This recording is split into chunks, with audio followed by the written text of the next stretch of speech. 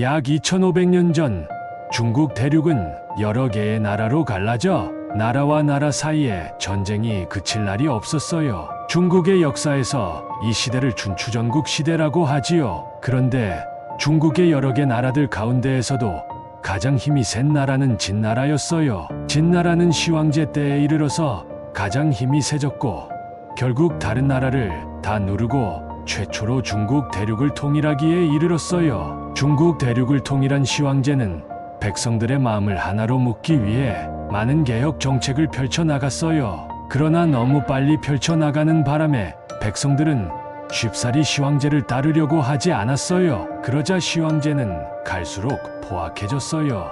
백성들을 강제로 동원하여 만리장성을 쌓고 다른 민족과 전쟁을 통해 영토를 넓혔지요. 그럴수록 백성들의 삶은 고통스러워졌어요. 시황제는 나이가 들어가면서 더욱더 자기밖에 모르는 황제가 되어갔답니다. 평생토록 부귀영화 속에 살기에 아방궁이라는 거대하고 호화스런 궁궐을 짓기 시작했어요. 또한 그는 황제의 자리에 오르면서 자신의 무덤을 미리 만들자 했어요. 그의 무덤은 어마어마하게 커서 웬만한 도시 하나를 지하로 옮겨 놓은 것처럼 보일 정도였지요. 그뿐만이 아니었어요. 부귀영화를 영원히 누리고 싶은 욕심에 수천 명의 신하들을 시켜 늙지도 죽지도 않게 해주는 약초를 구해오라고 했어요. 즉 불로초를 구해오라는 거였지요. 그러나 시황제의 이러한 노력은 그가 쉰을 조금 넘긴 나이에 숨을 거둠으로써 모두 물거품이 되고 말았어요. 불로초는 구경도 못한 채 그가 죽은 지 한참 지나서야 호화스런 아방궁이 다 지어졌어요.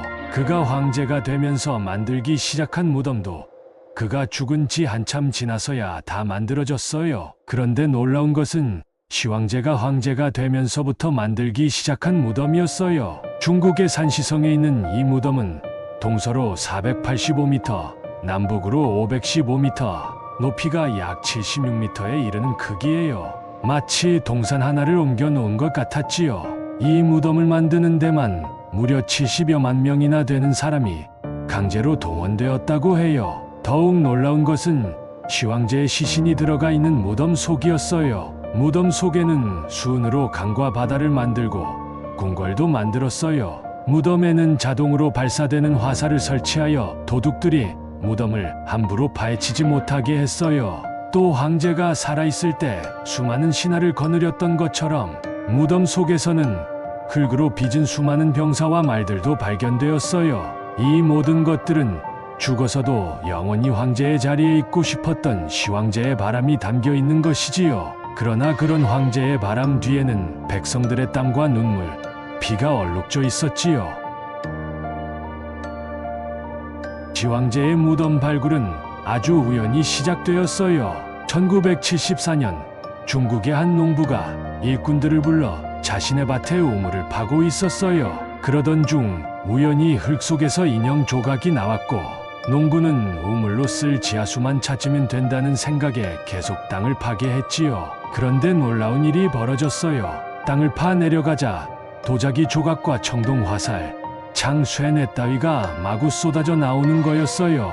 때마침 중국의 한 신문 기자가 고향에 들렀다가 우연히 이 장면을 목격하게 되었어요. 그는 곧바로 신문사로 연락을 했고 신문사는 방송사로 연락해서 역사상 가장 어마어마한 발굴을 전 세계에 알렸던 것이지요.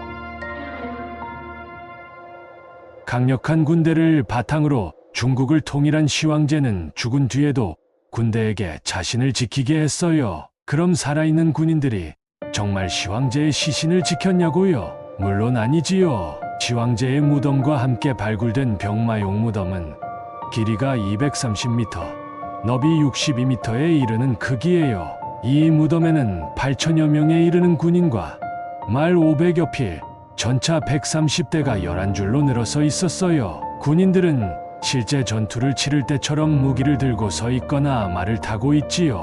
그 뒤로도 병마용 무덤에 대한 발굴은 계속되고 있어요. 그렇지만 아직도 시황제의 무덤 전체의 규모를 따져 보았을 때 발굴된 것은 아주 적은 부분이라고 합니다.